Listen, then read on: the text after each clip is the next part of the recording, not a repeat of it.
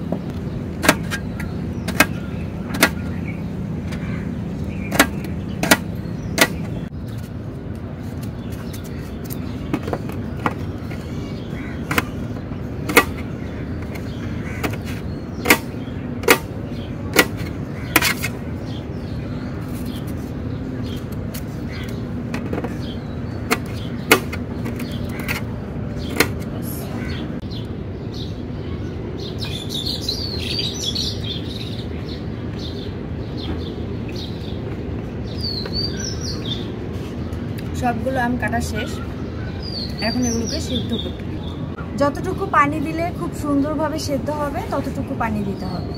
আমি এখানে প্রায় 2 কাপের মতো পানি দিয়ে দিলাম। ঢাকনা দিয়ে দিচ্ছি, এতে করে খুব তাড়াতাড়ি সেদ্ধ হয়ে যাবে।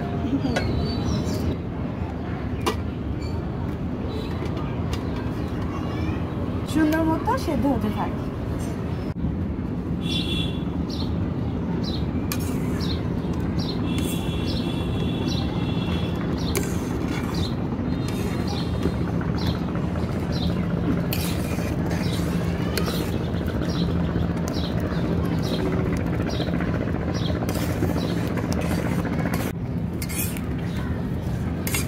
খুব সুন্দরভাবে সেদ্ধ হয়ে গেছে, এই পর্যায়ে নামিয়ে নিচ্ছি।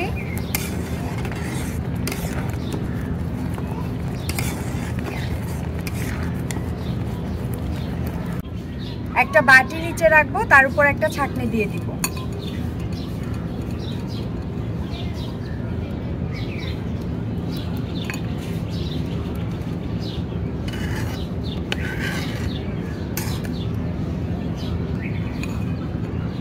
এভাবে করে খুব সুন্দরভাবে আমের কাঠটা বের করে নিব। এরকম ভাবে আমের কাঠ বের করলে উপরে যে আঁশগুলো থাকে সেগুলো খুব সহজেই আলাদা হয়ে যায়।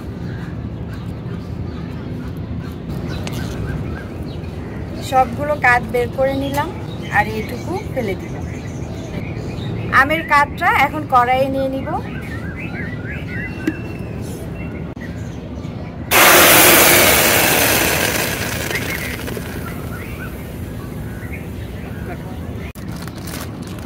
এক চামচ পরিমাণে দিয়ে দিলাম বিট লবণ, চাইলে স্বাদ মতো দিতে পারবেন।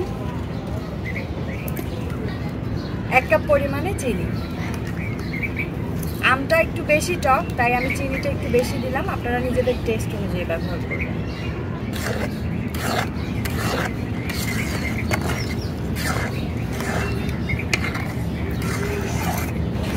লবণ দিয়ে দিলাম 1/2 চা চামচ পরিমাণে।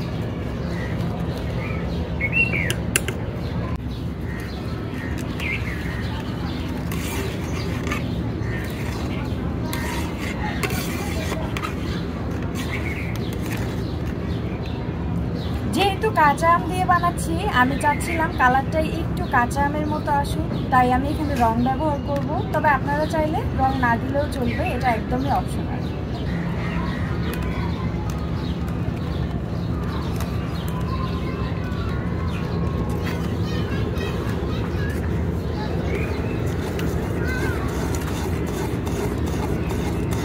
যেহেতু ঝাল টক মিষ্টি করব, তাই আমি এখানে চিলি ফ্লেক্স দিয়ে দিচ্ছি।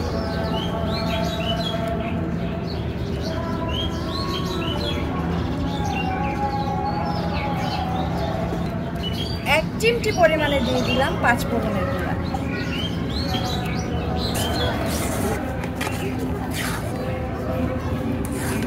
দেখুন অনেকটাই ঘন হয়ে গেছে, এর থেকে বেশি ঘন করব না। আমি একটু পাতলা করে বানাবো, এতে করে খুব তাড়াতাড়ি শুকিয়ে যাবে। আর পাতলা করে বানালে দেখতেও সুন্দর লাগে, খেতেও মজা লাগে।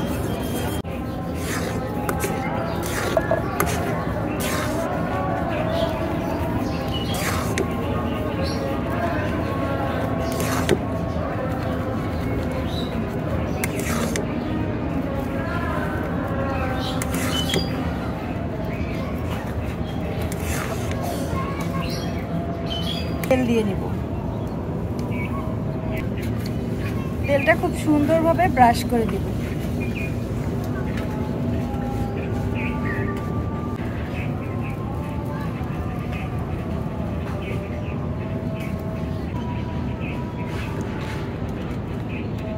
এভাবে করে ছড়িয়ে দিব।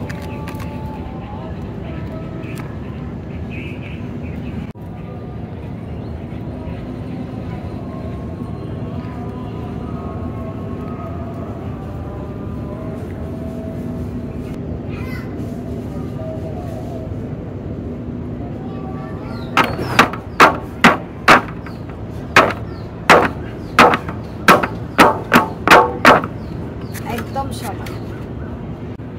আমসত্ত্ব দিতে দিতে একদম সন্ধ্যা হয়ে গেছে। এখন রোদ্রে দিব কোথায়? রোদ্রে দিতে হবে না, সারা রাত আমি ফ্যানের নিচে রাখবো।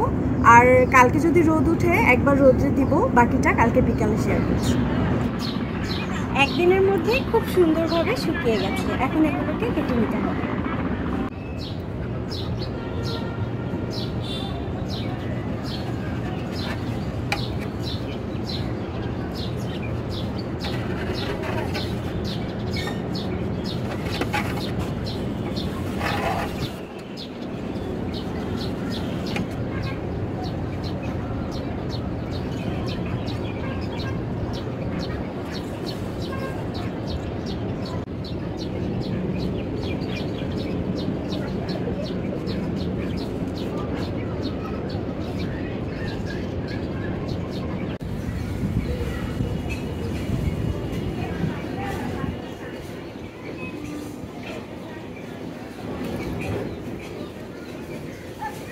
খুব সুন্দরভাবে উঠে আসলো, কারণ নিচে তেল ব্রাশ করা ছিল।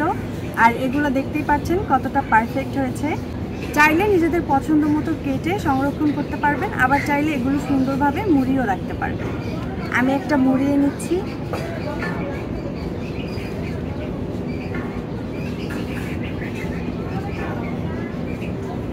এইভাবে বাকি সবগুলো রেডি করে নিব।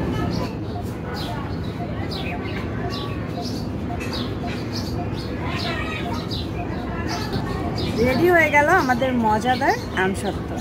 ঝটপট বাড়িতে বানিয়ে নিই।